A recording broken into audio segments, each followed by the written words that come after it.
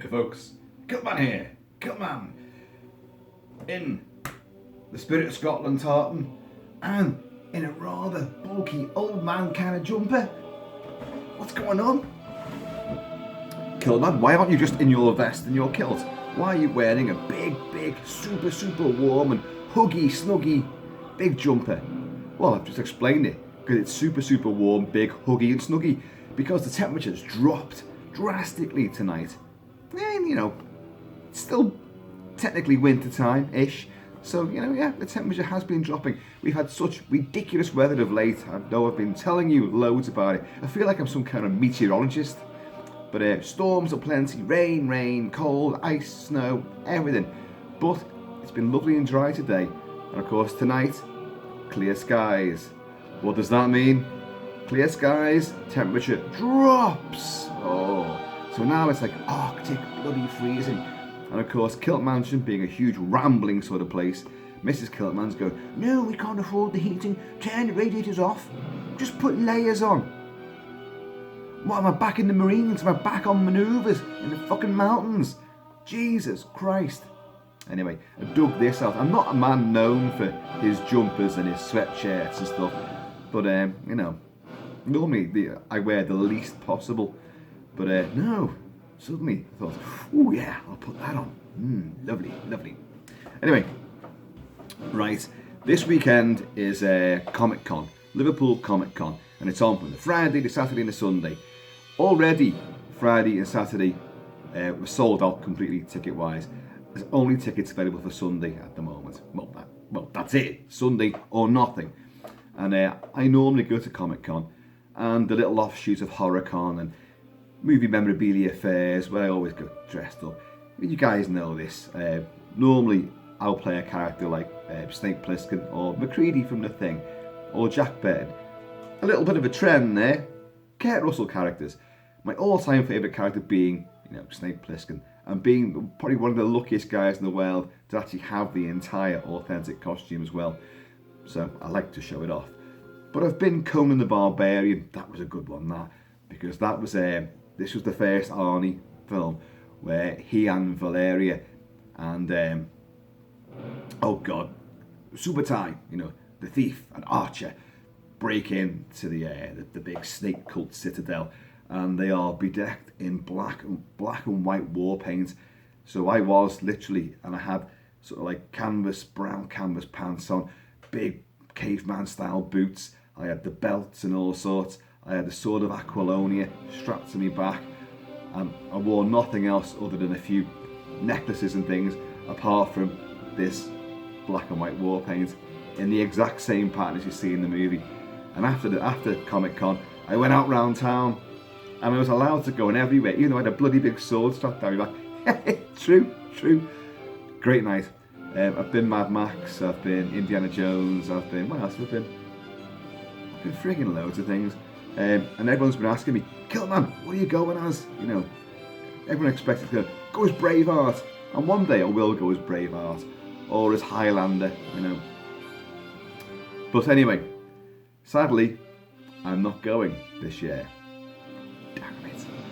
And what a target-rich environment it would have been to do a few videos. There's so many stars going to be there. You've got pretty much all the cast of Flash Gordon from 1980, Sam J. Jones, Melody Anderson, Brian Blessed, Gordon's alive, he's going to be there. Awesomeness. Erica Eleniak, Baywatch, and of course, popping out of the big Christmas birthday cake in Under Siege with no top on. Lovely stuff.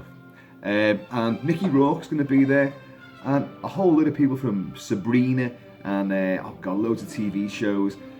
I'll be honest with you, I will not queue up for these people. They may be superstars, and maybe like in awe of them, and I've met many, but over the years of going to these things, and but I'm not going to pay. I'm not going to get in line and pay. One of the best experiences I ever had, and it caught me by surprise, and I didn't know what to do, was there's two, in fact. There's two star-studded events which this guy come a cropper at.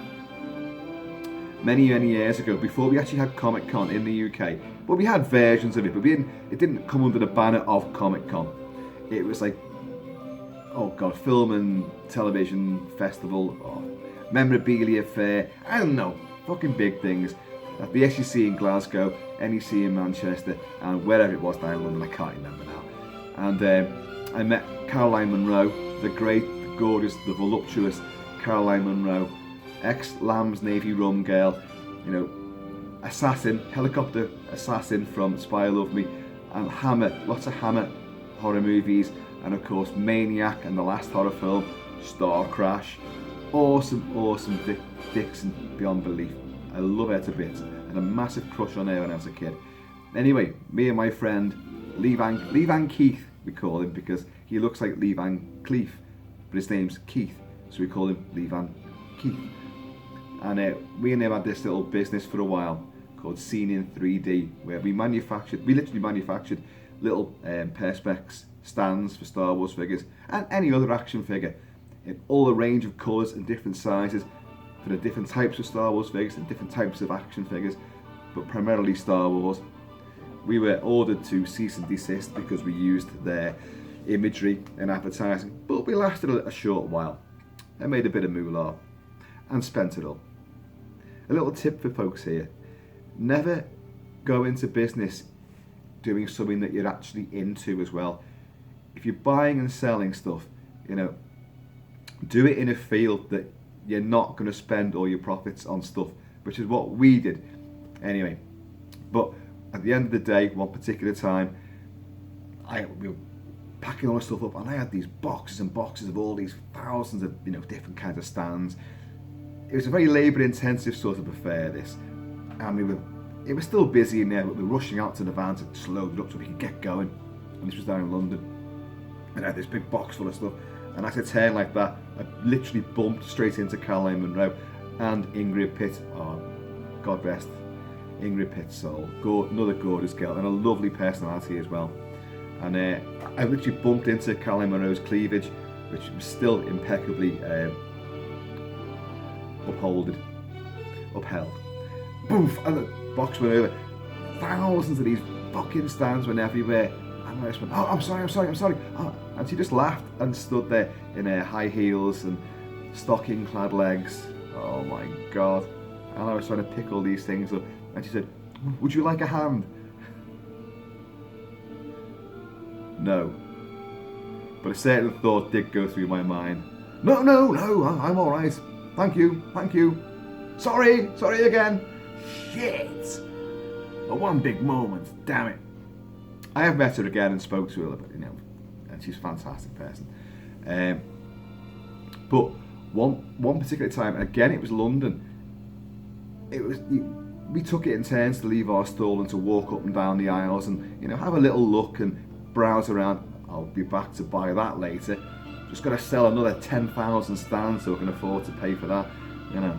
And I turned into this aisle and it was completely empty, stalls all the way down. And as I was walking down, it was busy elsewhere. As I was walking down, I suddenly felt eyes boring into me, and I turned around, and there was all the main four cast members of George Romero's Dawn of the Dead. Galen Ross, Scott H. Reiniger, Ken Faree, oh God, Flyboy, whatever his name is, I've forgotten his name now. But they were all sitting there behind this huge sort of stall where they had all like stuff to be signed and all that, like wall posters behind them, and they were all staring at me, and I went, oh my God, you're all my heroes, because I grew up with Dawn of the Dead, and you know, it's the greatest zombie film ever made. Yeah, the Waiting for Godot of gore, and like I just stood there like a you know, a rabbit frozen in the headlights, like that. And like Ken Faree, yeah, who plays Peter, the big SWAT trooper Peter, he's going, are you alright? And I was like, I love you guys, you're all my heroes. And Galen Ross was saying, you know, well, come and talk to us, because no one was there. There was nobody looking at them at all. And I just went, I've got a stall to run. I'll be back. dickhead. What a complete putz. You know, what a chance. I've never seen them again after that. But these things are what they are. But I will not stand in line and pay ridiculously over the odds for, you know, a signed whatever. Especially when people at these things, they clutch their own gear, books, magazines, soundtrack albums, posters, t-shirts, and they want these things signed. And certain celebrities, certain stars, maybe it's not them, maybe it's their PR people, their marketing people, will say, that's the washing machine just finishing off there, just nicely interrupting this with its little shrill beeping. And but you can't use your own stuff, they won't sign that.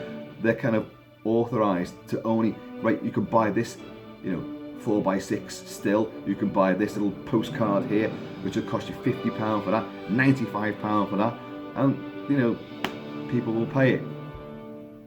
Suppose, you know, poor old Dave Prowse, he's always been the saddest looking person at these things. He's not been a well man for a long, long time.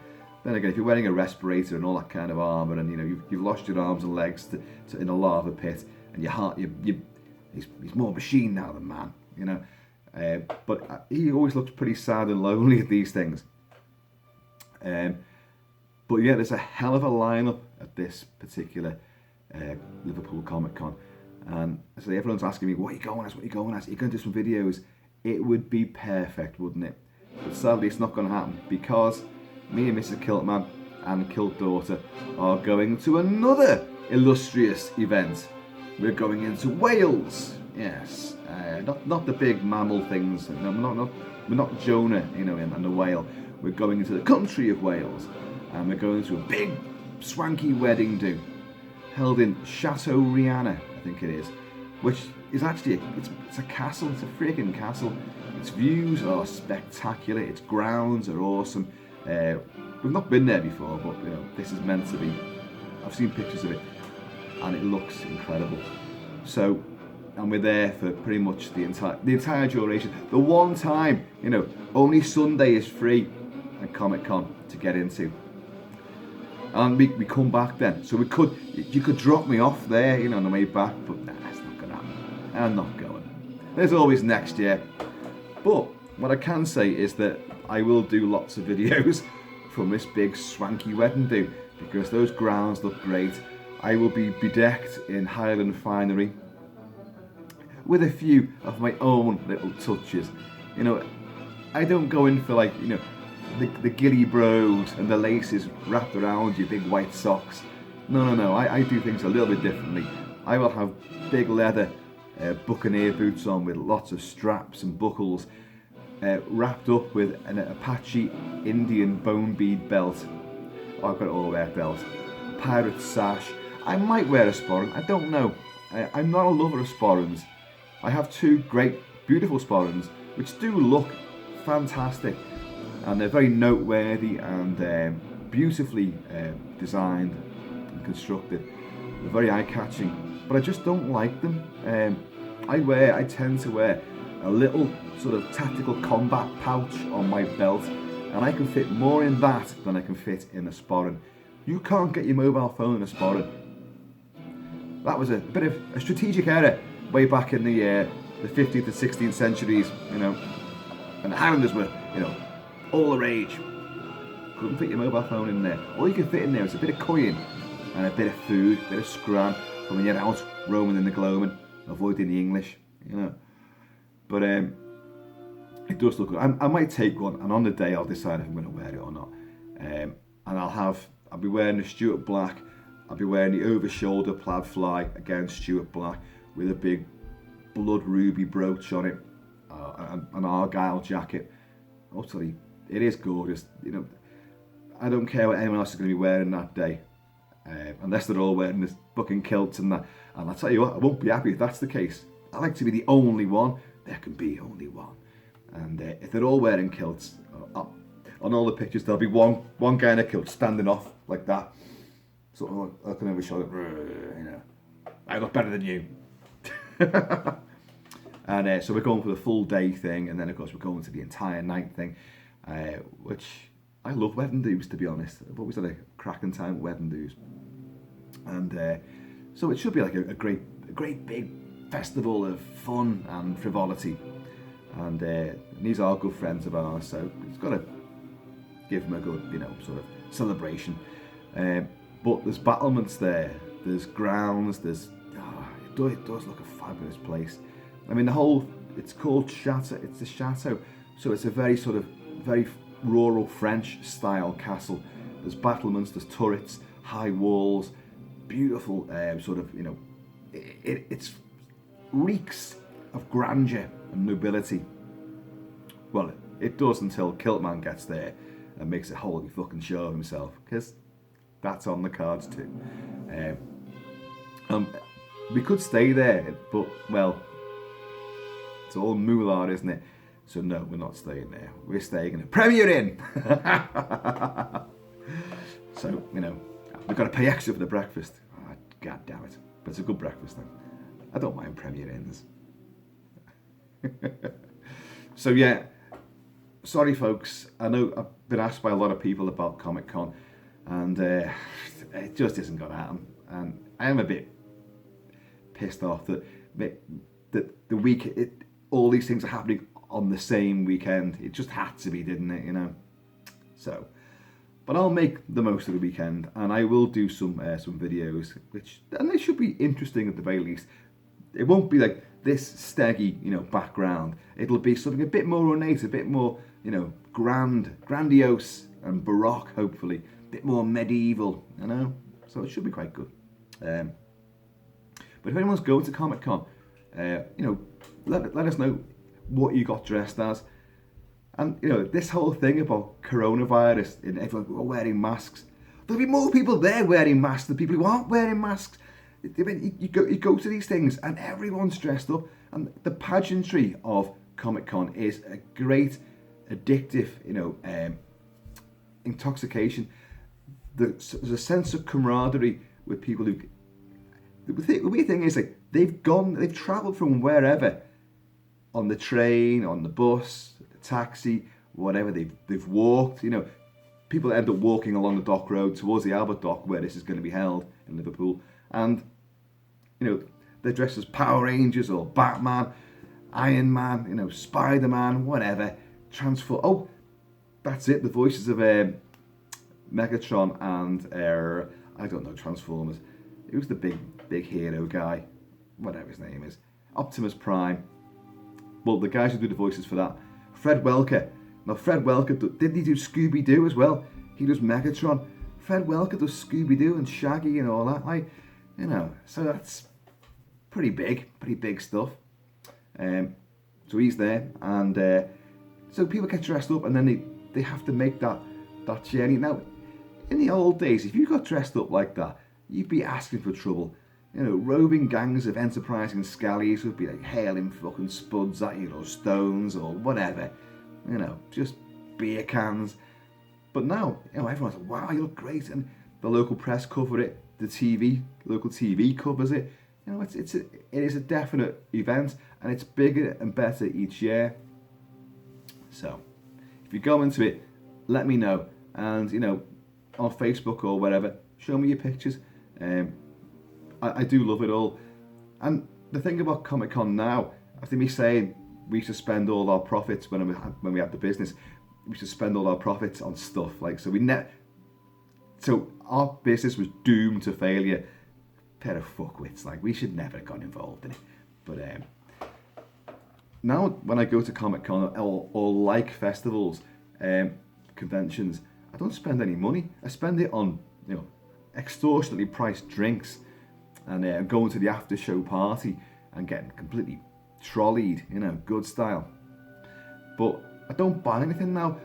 I've seen in the last few years the actual amount of things, merchandise that I'd like, is dwindled.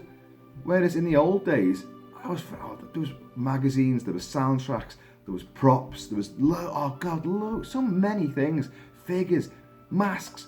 All the things I'm into would be there, and I'd be like, oh, get me a trolley, get me a skip, get me a container, the amount of stuff I was buying.